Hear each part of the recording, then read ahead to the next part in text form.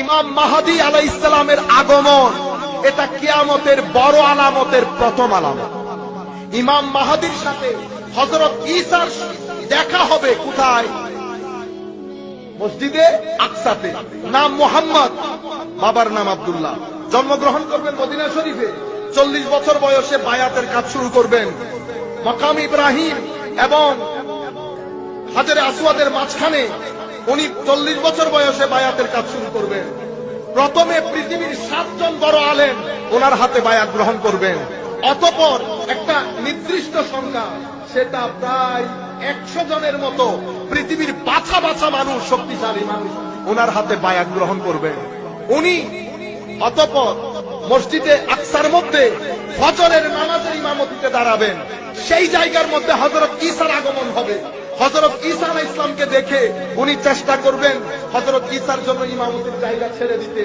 পিছনে আসার সময় হযরত ঈসা আলাইহিস সালাম বলবেন, যিনি কওমের ইমাম, ওনার উচিত ইমামতি করা, তুমি ইমামতি করো।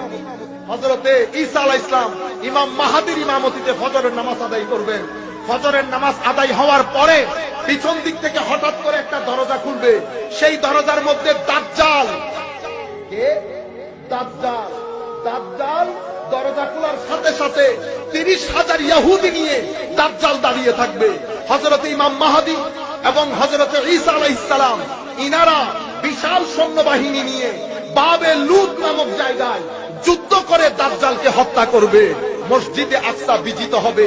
এভাবে হযরত ইমাম মাহদীর কার্যক্রম শুরু হবে। এখান থেকে এটা কিয়ামতের বড় আলামতের প্রথম আলামত। এরপরে সাথে সাথে ইয়াজুজ এবং মাজুজ বের হবে। ইয়াজুজ এবং মাজুজ, এটা ওই সময় ইমাম মাহদী আলাইহিস সালামের আগমন। এর পরবর্তীতে মদিনা শরীফ, আমার নবীর সোনার মদিনা গায়রা আবাদ হয়ে যায়। ঠিক আগের মতো খেজুর গাছের বৃক্ষ গেরা আমার নবীর মদিনা শরীফ হয়ে যাবে, গায়রা আবাদ হয়ে যাবে আমার নবী। এবং এইটা কিয়ামতের 40 বছর আগে। এগুলো সব হাদিস শরীফগুলো আমি কালকে বা পরবর্তী পর্বে বলবো ইনশাআল্লাহ। এই ঘটনা ঘটবে 40 বছর পর্বে। অতঃপর কাবা শরীফ ধ্বংস হবে। পশ্চিম দিক থেকে সূর্য উদয় হবে।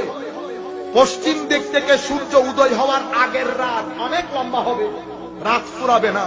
মানুষ দান করত বাম পাশ করবে, রাত ফুরাবে না। সকাল হতে হতে সূর্য পশ্চিম দিক থেকে উদিত হবে। হাফ ডে পরে সূর্য আবার ডুবে যাবে। এরপরে একটা বড় প্রাণী বের হবে। অতঃপর ধোঁয়াতে পুরো পৃথিবী ছেয়ে যাবে। এই ধোঁয়া পৃথিবীতে প্রায় 40 দিন থাকবে। অতঃপর একটা খুশবুদার হাওয়া পৃথিবীর মধ্যে প্রবাহিত হবে।